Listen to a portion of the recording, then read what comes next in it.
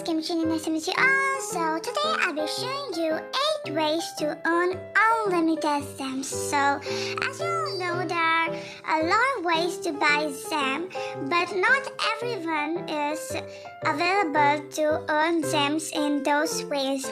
But today I'll be showing you the most easiest and fastest way for you to become rich in ZEPETO and earn unlimited zems.